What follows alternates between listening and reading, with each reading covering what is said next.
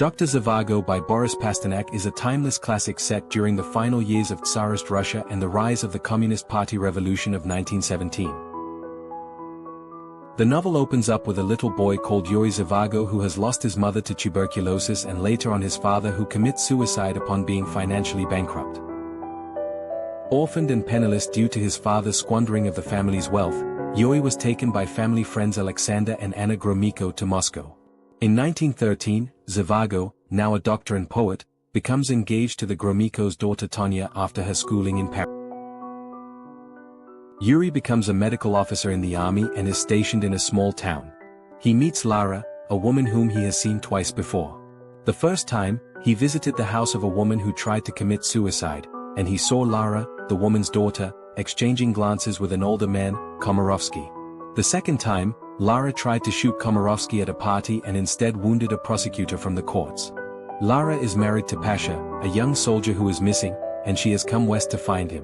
She has a daughter, Katia, whom she has left in Uryatin, her birthplace in the Urals.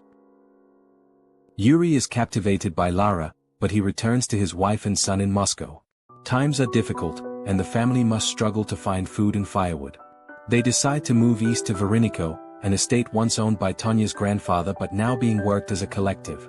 The journey is long and difficult, but when they arrive they find plenty of food and wood. Yuri goes to the nearest city, Uryatin, to use the library.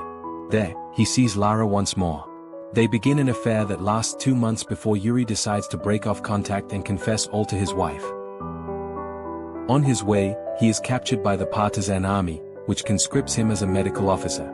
Yuri is forced to remain with the army through the end of the war between the Tsarist Whites and the Communist Reds. When he is released, he returns to Uryatin to find Lara. The two spend several months together, and then they go to Verikino to hide. Lara's former husband, Pasha, became a leader in the Urals but is now wanted. Komarovsky returns and urges them to go east with him to avoid being killed. Yuri's family has been exiled to Paris, and he is promised the opportunity to join them.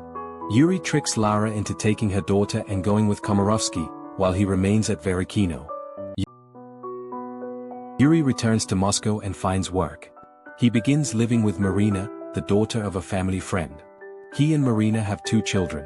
Yuri's old friends Misha and Nikki encourage him to resolve his divided loyalties toward Tonya and Marina. He finds a new job but on the way to his first day at work he dies of a heart attack. Lara comes to the funeral and asks Yuri's half-brother, a lawyer, if there is any way to track the location of a child given away to strangers. She stays for several days and then disappears, likely dying in a concentration camp.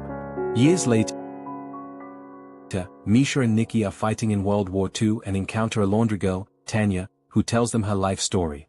They determine that she is the daughter of Lara and Yuri.